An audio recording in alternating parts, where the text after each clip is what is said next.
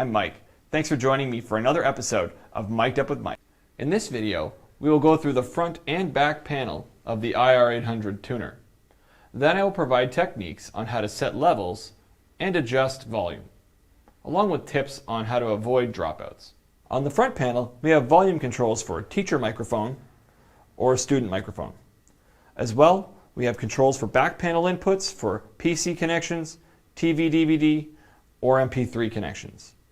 As well, we have an ALD output for assisted listening devices. On the back panel, we have our AC power input, a mute input terminal, which is fed from a 25-volt speaker system, RCA inputs for the auxiliary or TV, DVD input, MP3 and PC 3.5 millimeter inputs. As we showed you on the front panel, all of these can be controlled through the volume knobs. As well, we have a 3-band EQ that can be adjusted to help improve sound quality. Lastly, we have the dedicated IR-820 SP RJ45 jack, which will connect the speaker to the tuner. Setting volumes on the IR-800 is easy. Start by turning on your microphone. You'll know the microphone is on by the yellow indicator on the channel volume knob. Then slowly increase the channel volume until the proper amount of sound is achieved. If the volume is increased too high, feedback may occur. So then reduce the volume about 10% so you have adequate output volume with no feedback. Additional feedback precautions can be taken by adjusting the EQ on the back of the panel that we showed you earlier. Check out a link in the description for a video on how to do that. In addition to the channel volume, we also have a sensitivity adjustment on the microphone. If you take off the battery panel, you'll see there is an H and an L switch indication point.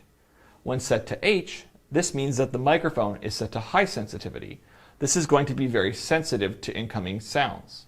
When set to L, this is lower sensitivity. So a loud talker would want to use the low sensitivity. A quiet talker would want to use the high sensitivity. I'll demonstrate the differences.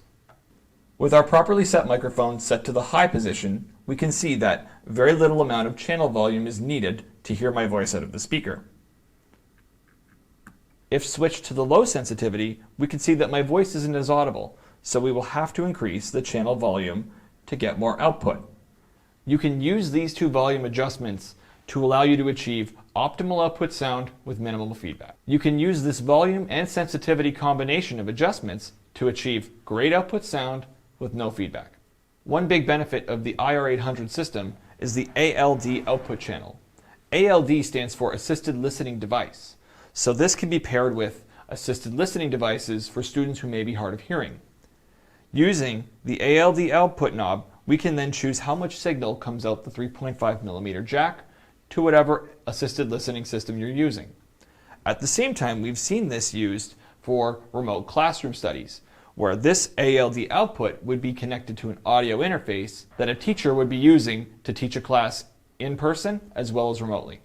It's important to remember that when using the IR-800 system, that the microphone connects to the speaker and then the rest of the system through line of sight. So the microphone has to see the speaker at all times. If you turn your back, you may reduce the line of sight, thus producing more dropouts. At the same time, it's important to wear the microphone at a proper height so the microphone can adequately pick up your voice. If you do choose to wear coats or jackets over top of the microphone, this will block the microphone from the speaker, which could produce a dropout. At the same time, loose or baggy clothing could interact with the microphone and produce unwanted noise. While the IR-800 system produces excellent voice lift for a single room, it's good to keep in mind that this is not a complete PA system and is only intended for single room use. I hope you enjoyed this presentation. Look for more Mic'd Up with Mike videos on TOA Canada's YouTube channel.